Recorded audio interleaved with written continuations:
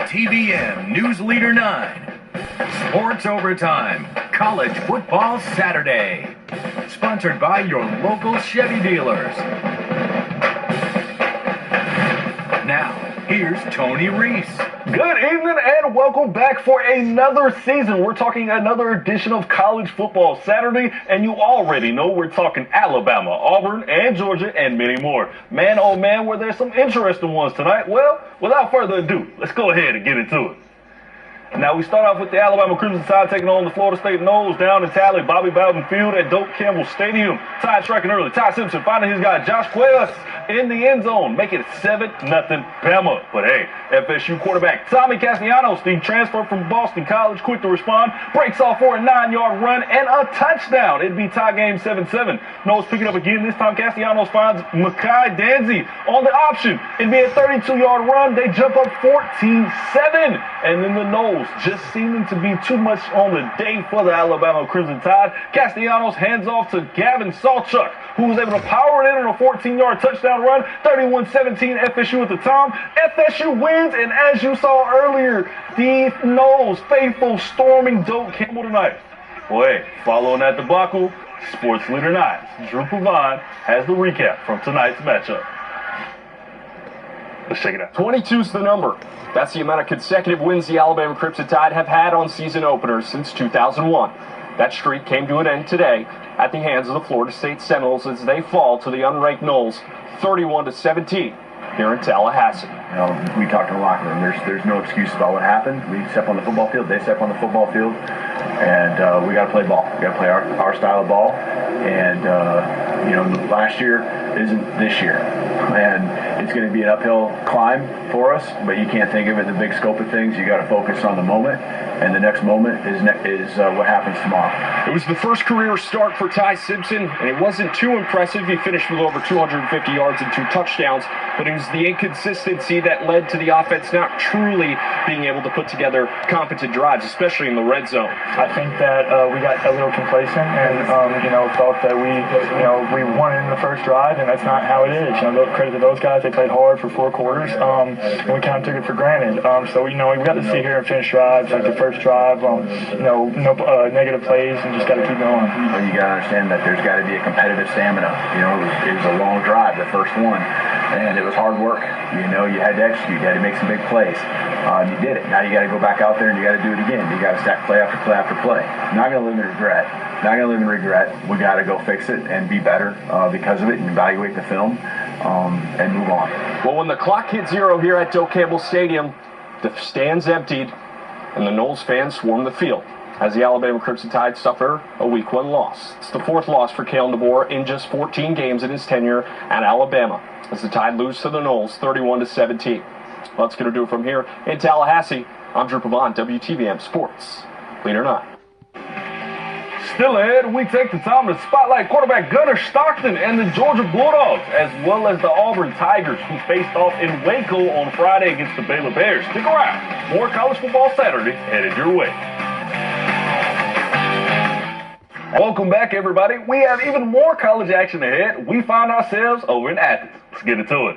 Now, former college football legend, that is, Herschel Walker, you know the name, making an appearance today ahead of the first Athens start for Georgia Junior Gunnar Stockton, who's charged with taking the Dogs' offense to new heights in 2025. Start Saturday against Sunbelt champion Marshall. Offense humming early and often for UGA. Up a score in the first 4th down. Stockton does it himself. 13-yard score to extend the lead and still adding on. Play so nice, why not run it twice? Stockton yet again, this time from 11 yards out. Dogs get touchdowns on 3 of their first 4 possessions.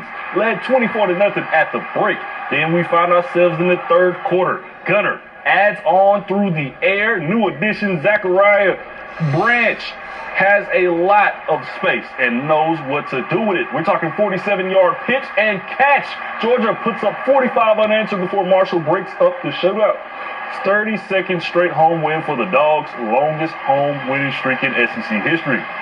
Now, big-time start for Gunnar Stockton and company. Our sports contributor, Mackenzie Collins, has the recap from tonight's matchup.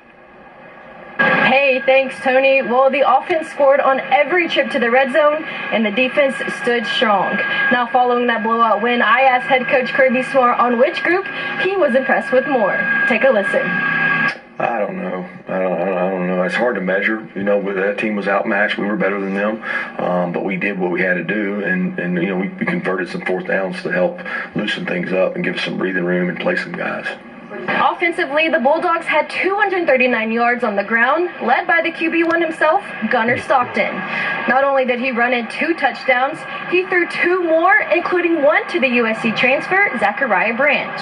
On just 3 receptions, Branch had 95 total yards, 89 yards after contact.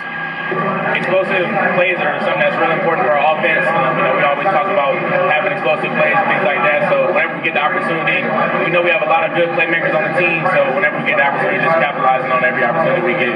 And defensively, Georgia held Marshall to just 40 total yards in the first half, as the Herd went 0 for 7 on 3rd down. Now that continued the rest of the game, as the Herd averaged just 2.1 yards per play before the starters were pulled in the 4th. It felt real good just to play against somebody with different colors on and shut them out there. It felt good. I feel like our 3rd down execution was good. And to work on, I feel like we still need to work on tackling and then just execution as a whole on 1st and 2nd down. The Dogs stay home as they prepare for Austin Peay next Saturday for a 3:30 kick. I'll be back here between the hedges for highlights and postgame. From Athens, I'm Mackenzie Collins for WTVM Sports Leader 9.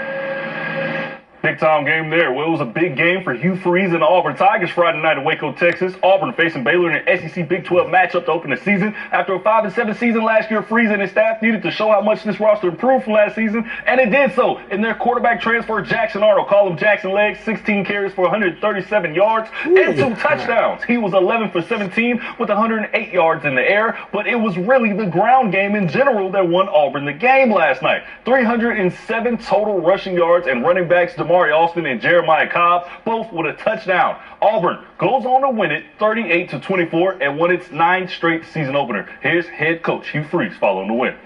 Oh man, just thrilled for our fans, our team, everybody that's in the Auburn family. Once again, they prove how much they love our football team and university. The way they traveled and showed up here in Waco, and our band set up in the heat for hours.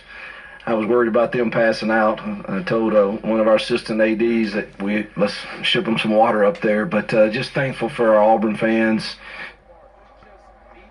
Hey, the Tigers are back in action next week at home for their first home game of the season against Ball State. Meanwhile, over in Boulder on Friday night, Haynes King and Georgia Tech with a slow start on the road against Colorado. Each of the team's first 3 possessions ending with a turnover. Just 10 turnovers for the season for Tech in 2024. 3 in the first quarter of the season marks an extremely slow start for GT, but the second half a better story for Brent Key's bunch, as a pair of second half touchdown scampers from the redshirt senior helped boost Tech past Deion Sanders and the Buffaloes. Meanwhile, the Troy Trojans opening their season at home against Nicholls State out of Louisiana. The Colonels have a 3-0 lead and in the second quarter, and they add to it here. Mikael Brock Jr. scores from 3 yards out to go up 10-0. But near the end of the half, the Trojans taking just a little over a minute to get down the field on a non-play 70-yard drive. Goose Crowder finding Pike Road's Roman Mothership for the 27-yard touchdown. Trojans, Nicholls State led by 3 at half. We jump to the fourth quarter. Troy takes the first lead of the game right here. Crowder finds Trey Taylor for a score. It'd be 24-20. Not long after that, Troy coming up big again, picks off Nicholls, and the Trojans immediately turn it into points. Tay Meadows runs for 47 yards all the way to the house. Touchdown, Trojans! Troy wins its first game of the season, 38-20. And just like that, our college football Saturday show comes to a close. What a way to start off the college football season. Now we can't wait to see what week 2 brings. Gonna see y'all next week. But before we go, good night and go Dogs, roll Tide, War Eagle, go Jackets, and for the home team, go Trojans.